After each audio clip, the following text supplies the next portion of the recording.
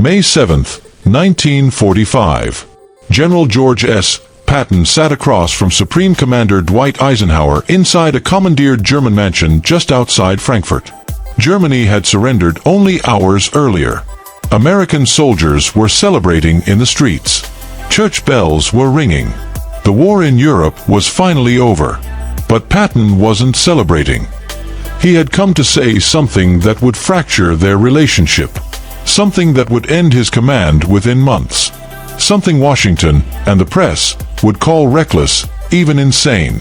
"We're going to have to fight them eventually," Patton said quietly. "So let's do it now, while our army is intact and we can win." He wasn't talking about Germany. He was talking about the Soviet Union. Eisenhower stared at him. For 3 years, he had held together a fragile alliance with the Soviets to defeat Hitler. The American public admired Uncle Joe Stalin. Newspapers portrayed the Red Army as heroic liberators who had crushed the Nazi war machine. And now, here was Patton, suggesting they attack their own ally. "George," Eisenhower replied carefully, "you don't understand politics. The war is over. We're going home." In that moment, Patton understood something chilling. Eisenhower knew the danger. He simply wasn't going to act. What followed was one of the most consequential silences in American military history. Patton had identified the next threat before Washington was willing to admit it existed. He proposed action while the Red Army was exhausted and American forces were at their peak. And he was ignored by politicians and generals who feared public backlash more than strategic reality. Patton's Third Army had driven deeper into Germany than any other Allied force. His tanks reached Czechoslovakia. His advance units stood within striking distance of Berlin. And everywhere he went, he saw something that deeply disturbed him. The Red Army. Soviet forces were occupying Eastern Europe with a brutality that shocked even hardened American combat veterans. Patton's intelligence officers reported mass rapes, systematic looting, and summary executions of civilians suspected of anti-communist sympathies. Entire populations were being deported to Soviet labor camps. In April 1945, Patton wrote to his wife, Beatrice, "I have no particular desire to understand them, except to ascertain how much lead or iron it takes to kill them. The Russians give me the impression of something that is to be feared in future world political reorganization." He was witnessing what diplomats in Washington refused to see. The Soviet Union was not merely a temporary ally against Hitler. It was a totalitarian empire expanding westward. American leaders believed Stalin would honor promises of free elections and democratic governance. Patton saw something very different. He met with American prisoners of war who had been liberated from Soviet custody. They described treatment worse than what they had endured under the Germans. Soviet soldiers had stripped them of watches, boots, and rations. Officers who protested were beaten, sometimes shot.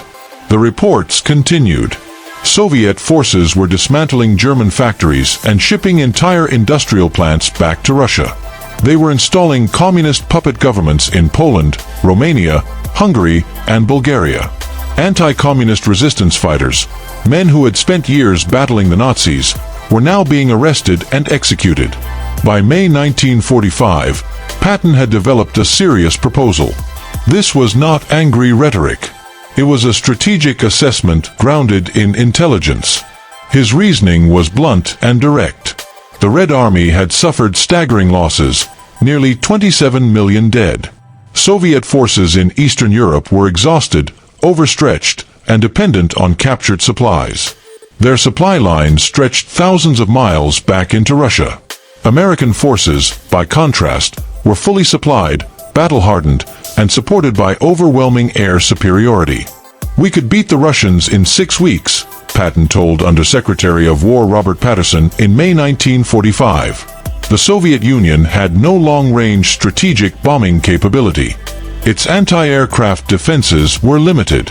American air power alone could cripple Soviet logistics. While Soviet tank production was impressive, many vehicles were mechanically unreliable after years of constant warfare. American M4 Shermans were lighter armored, but they were dependable, abundant, and supported by a functioning supply chain. Most importantly, Patton believed Soviet morale was fragile. Many Red Army soldiers believed they were defending their homeland, not conquering Europe. If American forces pushed east, Patton believed significant numbers might surrender or desert. Then he made the most controversial suggestion of all. "We can arm the Germans," Patton proposed. "There are hundreds of thousands of Wehrmacht soldiers who would rather fight the Russians than sit in POW camps." The idea horrified Washington. The United States had just defeated Nazi Germany. Yet Patton's logic was brutally pragmatic. German soldiers feared the Soviets more than they feared Americans. "I would rather have a German division on my side than a Soviet one," Patton wrote. Within weeks, that comment would leak to the press. Eisenhower had practical reasons to reject the plan. The American public wanted its sons home. Congress demanded rapid demobilization. Logistically, American forces were positioned to occupy Germany, not advance into Poland. But the real reasons were political. President Truman had just taken office, continuing Roosevelt's policy of cooperation with Stalin. The framework for post-war Europe had already been outlined at Yalta. Proposing an attack on the Soviet Union would have been political suicide. Eisenhower would be accused of warmongering, of risking another world war, of betraying an alliance that had just defeated Hitler. And there was something more personal. Eisenhower had become a national hero. Newspapers called him the greatest commander since Grant. He was being discussed as a potential presidential candidate. Why risk that legacy? Eisenhower believed Stalin could be negotiated with. He believed post-war tensions would ease. He believed the newly formed United Nations could manage disputes between great powers. This was the fundamental divide between the two men. Eisenhower believed in diplomacy, institutions, and political process. Patton believed in force, timing, and decisive action. Eisenhower thought like a statesman. Patton thought like a warrior. "George sees the world as a battlefield," Eisenhower told his chief of staff. "He doesn't understand that we have to live with these people." But Patton was not alone. Winston Churchill had reached a similar conclusion. Churchill had warned about Soviet expansion since the Bolshevik Revolution in 1917.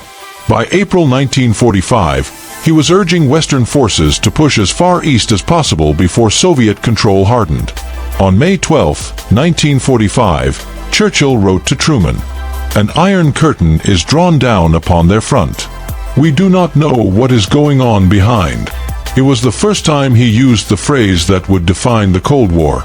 Churchill even proposed Operation Unthinkable, a plan for an Allied offensive to push Soviet forces out of Eastern Europe, potentially using rearmed German units.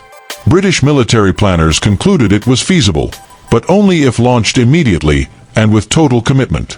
Truman rejected it outright. When Patton learned of Churchill's proposal, he felt vindicated. "At least one man in power understands what we're facing," he told his staff. But the press narrative shifted rapidly. In May and June 1945, Patton's statements about the Soviets were leaked.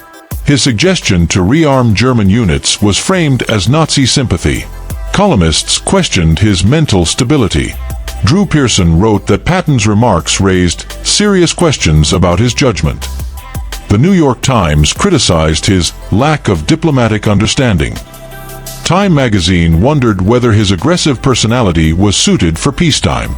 None of them reported what his intelligence officers were documenting in Eastern Europe. By August 1945, pressure mounted to remove him. The official justification came from denazification policy. At a press conference, Patton had remarked that removing all former Nazi Party members from administrative roles was impractical. "This Nazi thing," he said, "is just like a Democrat and Republican election fight." The backlash was immediate and explosive. On September 28, 1945, Eisenhower relieved Patton of command of the Third Army. Officially, it was about his denazification comments. Unofficially, everyone understood. Patton would not stop warning about the Soviets. After his removal, he continued writing letters, documenting Soviet behavior and urging vigilance. "Let's keep our boots polished and bayonets sharpened," he wrote. "Present a picture of force and strength to the Red Army. That is the only language they understand. If we fail to do this," he warned, "we may have defeated Germany, but we will have lost the war." 3 days after meeting Patterson again in December 1945, Patton was critically injured in a car accident near Mannheim. His staff car collided with a truck. He was paralyzed from the neck down. On December 21, 1945, he died. The timing fueled speculation, but no credible evidence of assassination was ever produced. It was most likely a tragic accident. And yet, the voice that had warned so forcefully was suddenly gone. Everything Patton predicted unfolded. By 1946, Soviet control over Eastern Europe was consolidated. Promised free elections never occurred. Resistance leaders were arrested, executed, or sent to labor camps. The Iron Curtain became reality. The Cold War lasted 45 years. It cost trillions of dollars. It sparked proxy wars across the globe. By 1949, the Soviets had atomic weapons. By 1950, the Korean War erupted. Patton had argued that May 1945 was the moment when the Red Army was exhausted and American power unmatched. Whether he would have succeeded remains unknowable.